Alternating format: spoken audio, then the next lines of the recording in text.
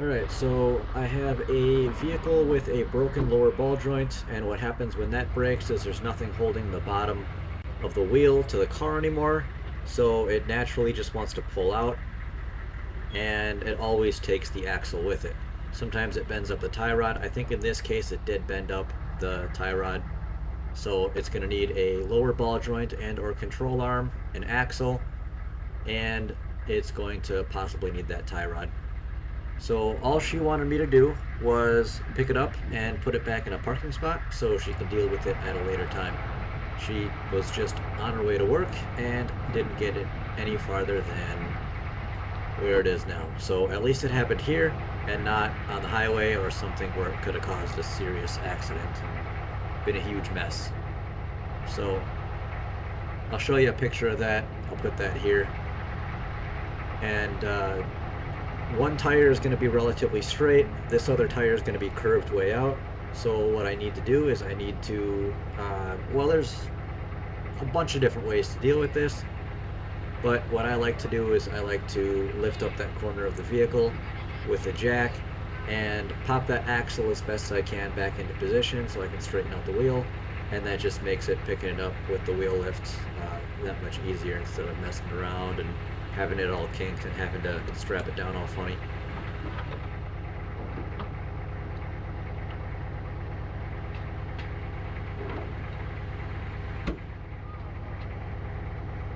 This is the Harbor Freight 1.5 ton low profile aluminum jack, fantastic jack. I had one that I used for many years and it finally wore out. Daily use, just lifting up stuff that I shouldn't be lifting with it, using it in ways I shouldn't be using it, and it held up very nicely. So when that finally wore out, absolutely I went and bought another one. So you'll see me raise the vehicle, and I don't like the way the jack is sitting, because when I raise it, the jack is straight out from the side of the vehicle, but the vehicle wants to roll back just a little bit, and one of the wheels on the jack was starting to creep up, and I didn't feel comfortable with just the way the jack was sitting over there. So I lower it and I readjust the jack to a better angle so it's not going to accidentally fall off under the vehicle, and I raise it back up again. What I'm trying to do is raise that corner of the car so the wheel's not actually touching the ground, and then I can crawl under there and position the wheel back to straight. Now, unfortunately, it's hard to see. I don't really have a good angle. This wrong side of the car to stick the GoPro on.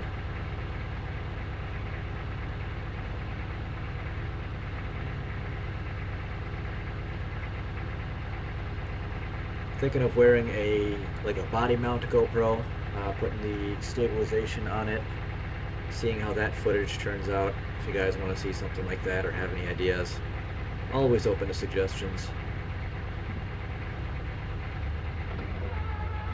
So she's asking me questions, we're talking. Very nice person. She's just curious on the whole process.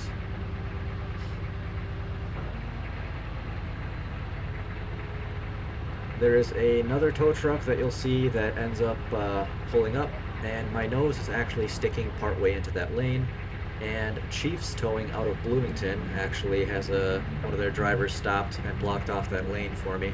It's a 2-lane road, so traffic isn't being stopped. It's late at night. There's no heavy traffic, so it's not really like we're obstructing anything, but he's just going out of his way to make sure that I'm well visible and nobody's going to run into me. So thank you for whoever at Chiefs Towing was kind enough to stop for a few minutes for me. That's something that we tow truck drivers do whenever we see one of us in a weird situation or might need some backup or whatever. None of us have a problem with making sure that we get cars to merge over and keep that driver safe. So that's just what I'm explaining to her right now, is that's what's going on. I don't know the guy, didn't call him, he just happened to be driving by, saw the situation, and pulled up, and he's taking a few minutes out of his day to help me out. So I gotta slap the L-arms in. Yeah, if I had a body mount, it would definitely have a better angle to show you exactly what I'm doing with my hands and how I'm dealing with the situation and positioning everything. But that's alright. Maybe next time.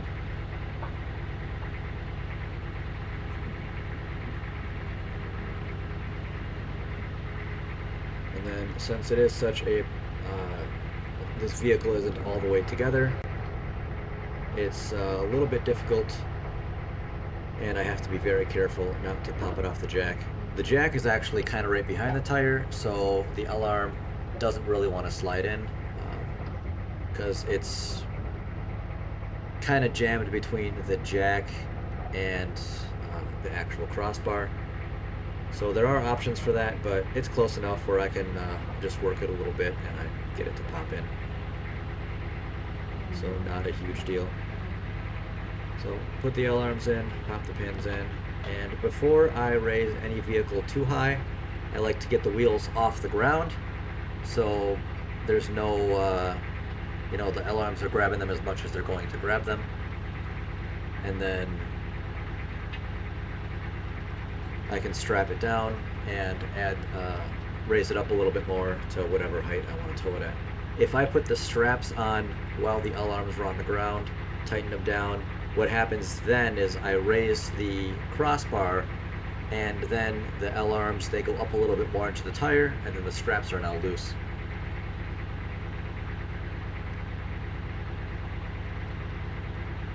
So now we can raise the vehicle up. Taking a quick look up there. I always double check the height of the boom just to make sure it's not going to be hitting the car.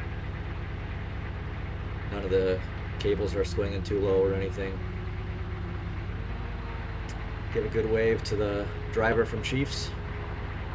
Tell him I appreciate him stopping. And then I have to throw my jack back in the side box so I don't forget it. I always like to throw my tools back into the box or where they go immediately after I'm done using them. I don't like to let them sit around because I cannot tell you how many times I've forgot tow lights, shovels, jacks, skates, chains, just tons of stuff. When you're doing a recovery or where you got some situation going on where you're using a lot of equipment, just get in the habit of putting everything back as soon as you're done using it. Just so it's in your truck, you don't have to think about it, you're not going to forget it, and you're not digging through the snow for 15 minutes later trying to find out where that chain went. So this is an all-wheel drive vehicle, so normally I would throw dollies on the back, but she literally wants it to just go right back in the parking lot, and I am going not far enough and not fast enough to damage anything. So in this case, I opt to just throw it in neutral and roll it on those back tires. It's not going to hurt anything. The reason you don't want to drag a all-wheel drive vehicle even in neutral down the highway is because the engine usually has to be going for that transmission fluid to be pumped around and circulate.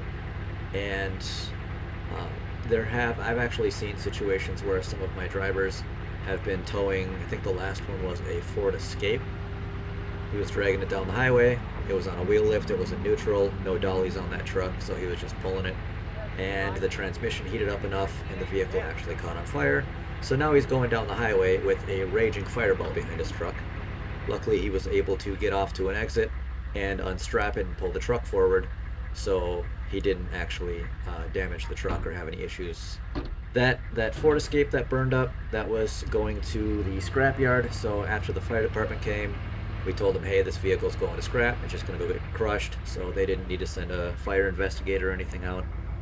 And that was like 2 in the morning, so they didn't want to call them anyway. But middle of winter, that was fun. So here I have another vehicle right ahead of me at this other entrance that has the hood open. A truck is trying to jump it, and it seems to be having some sort of issues. And they want... I'll give you a little bit of that audio. You guys need a jump? Are you okay?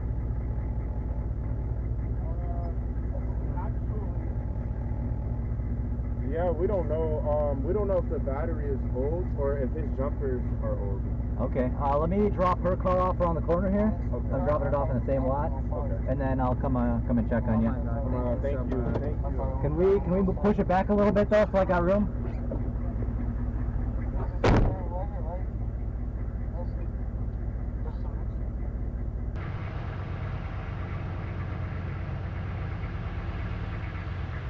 Alright, so I basically tell them, hey, I gotta get this car dropped off, but I will come back and check on you guys once I'm done with this. And so I'm gonna go around the corner here and find a good spot for this car. She tells me she wants it in the back here. It's kind of like a guest parking area, and it's gonna be out of the way and not really cause any problems for anybody.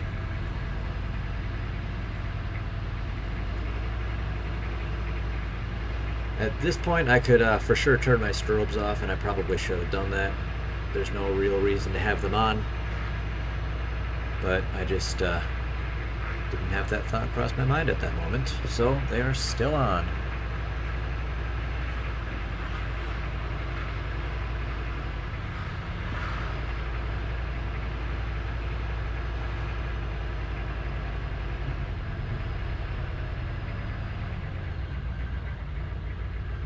Alright, she tells me she wants me to put it in a spot over here, which, okay, cool.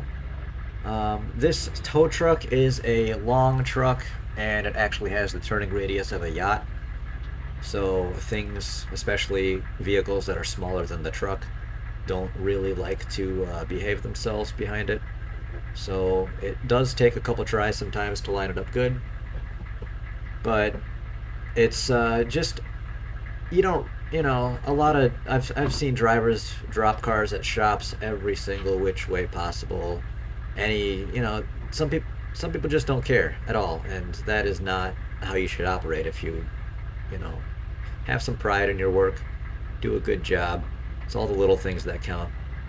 So I'm gonna be backing up and going back and forth a couple of times because I want this vehicle to be parked perfect, right in the lines. I want it to look like it was parked there. I don't want anybody to drive by and be like, hey, that's abandoned, hey, that's over the line, hey, that person parks like an idiot, I know that person. Any of that stuff. Don't need any of that. Take a couple more seconds just to make sure it's lined up right. And this truck has this massive boom on it, so I really can't see anything out my back window. And I can't see anything out the far side. So its visibility in this truck is definitely limited at night. So oftentimes I will actually get out multiple times to check and see how much clearance I have, how much more room I need to maneuver, what my angle is, all that type of stuff. Because it's a lot easier just to get out and check and know where you need to go and how to get there instead of get out and have to, talk to somebody about that bumper you just smashed against the wall of the building. So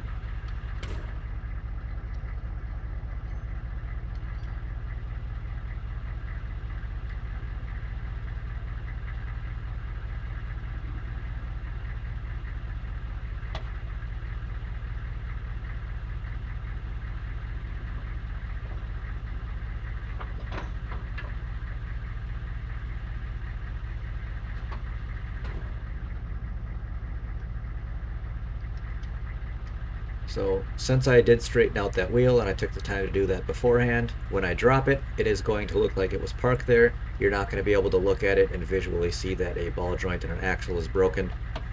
And none of the property management or anybody like that is going to be able to drive by and, try to get on them for a disabled vehicle, a broken vehicle, junk in the lot, none of that stuff.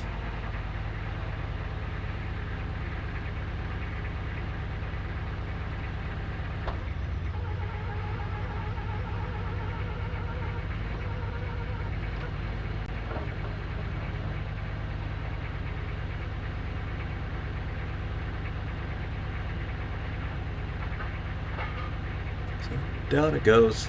Alarms come out.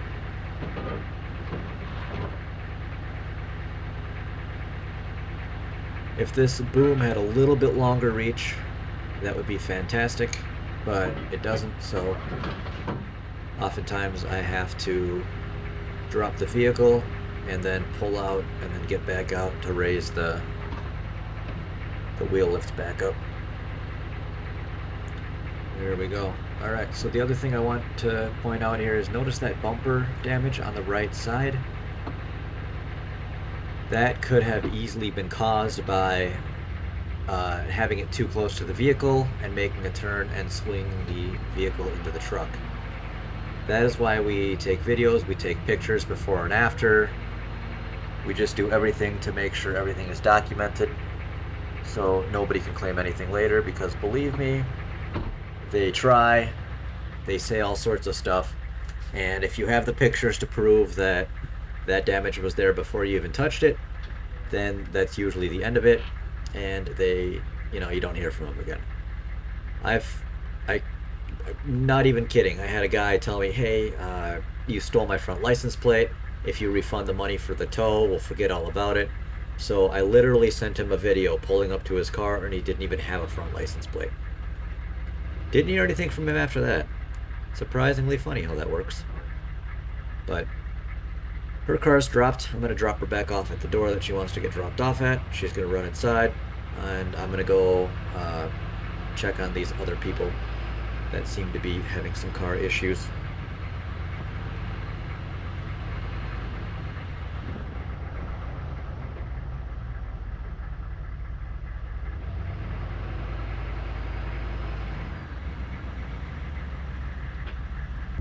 Alright, so I go back to check on these people. I pull up, and the dude there tells me he's been trying to jump them, but to no avail. A lot of times when people say they've tried to jump them, they're often using subpar jumper cables, very thin ones that aren't delivering a lot of current and aren't able to effectively charge the battery or turn the vehicle over. So the first thing I notice is that her battery is actually rather corroded. It's not really in the best of shape, but we're going to hook up these cables, and without having to wait at all, it should be able to jump this vehicle, turn it over. And we're going to just try that. Maybe it's a power issue, maybe not, but we'll find out. So long story short, we try to jump it for a little bit.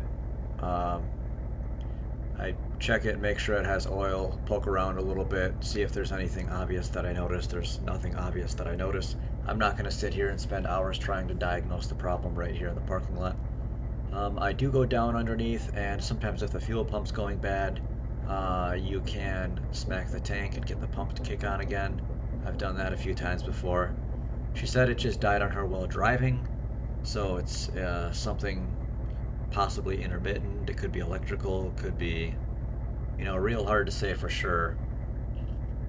But after we poke around at it for a little bit, it's very evident that it's going to be a problem more severe than just jumping it, and the cables are not going to be of any real assistance in this situation. So I could probably finesse a tow out of it, but she tells me that she thinks she has roadside on the insurance, so the best option for her, I just tell her that instead of paying me out of pocket and then getting reimbursed later, your easiest option is just to call up your insurance and have them send somebody, and they'll cover it and they'll take care of all that. So it's a lot less hassle for her on her end. So we end up just putting it in neutral and pushing it back into the back of the lot so it's not sitting in the way, and she's able to just deal with it however she wants to deal with it. And that's about it. Pack up my stuff and I leave, and off to the next one.